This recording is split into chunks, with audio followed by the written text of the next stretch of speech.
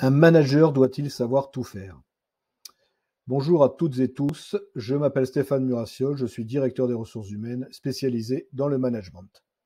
Aujourd'hui, je vais vous donner des éléments de réponse à cette question. Un manager doit-il savoir tout faire? Allez, c'est parti pour mes explications.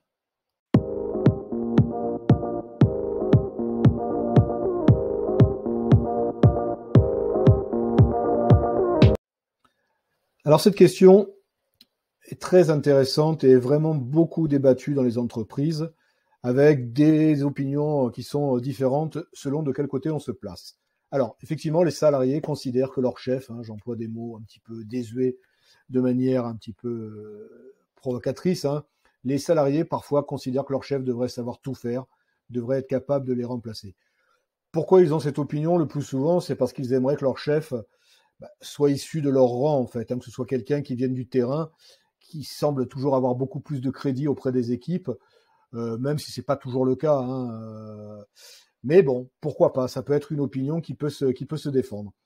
De la même manière, de l'autre côté, du moins de l'échiquier, on se pose différemment la question et on se dit qu'un manager, c'est un métier à part entière et qu'au final, on peut manager dans tous les domaines. On peut effectivement manager aussi bien un service, je sais pas moi, espace vert qu'un service informatique ou qu'une équipe dans un McDonald's ou dans une chaîne de restauration rapide. Pardon. Voilà.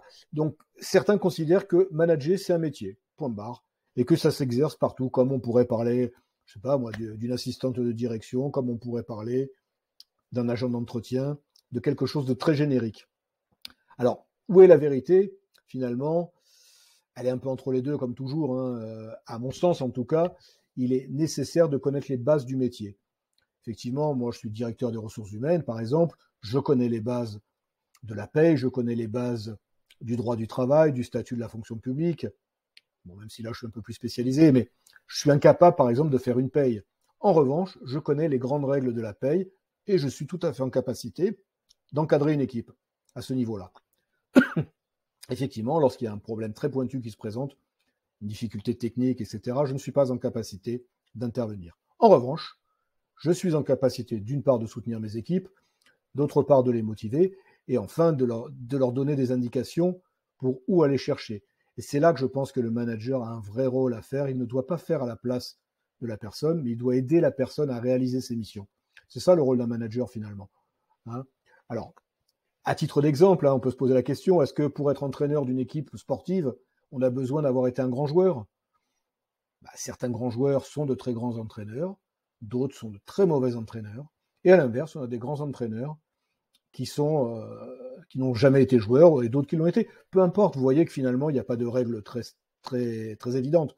L'important, c'est de connaître quand même le secteur d'activité à minima. Très honnêtement, j'aurais beaucoup de mal à encadrer une équipe d'informaticiens parce que je n'y comprends pas grand-chose. Même si, voilà, il y a des moments où je pourrais être là pour motiver, pour suivre le travail, pour répartir les tâches, pour gérer les conflits, etc. Il y a certaines parties de la mission de managériale qu'on peut toujours faire. Puis il y en a une autre qui est beaucoup plus difficile, comme vous pouvez vous en rendre compte. Donc voilà, tout ça pour vous dire que la réponse, elle est finalement entre les deux. Voilà, j'espère que ça va vous donner à vous, managers, et à vous, managers, peut-être, des pistes de réflexion, des pistes de tolérance les uns vis-à-vis des autres aussi, c'est essentiel, si on veut réussir en entreprise ou dans une administration, peu importe, d'être solidaire et de ne pas penser, de ne pas avoir d'a priori, voilà, contre ou pour son manager parce qu'il vient de telle ou telle direction, peu importe, vous le voyez. L'important, c'est de vraiment toujours respecter le travail des uns et des autres, de s'y intéresser et d'apprendre, de progresser. On le verra tout au long des vidéos qui vont venir. Ce qui est essentiel lorsqu'on est manager, c'est de progresser et d'être modeste. Ça, vous m'entendrez le dire sans arrêt. Voilà un petit peu ce que j'avais envie de vous dire aujourd'hui. Alors, si ça vous a intéressé, alors super sympa, ça serait de liker cette vidéo, ça serait très gentil de votre part. N'hésitez pas à vous abonner à mon compte.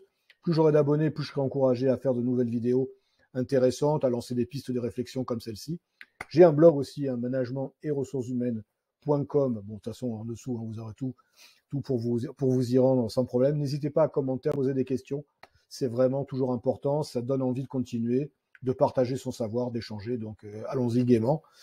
Et puis, je vous dis qu'une chose maintenant. À très bientôt.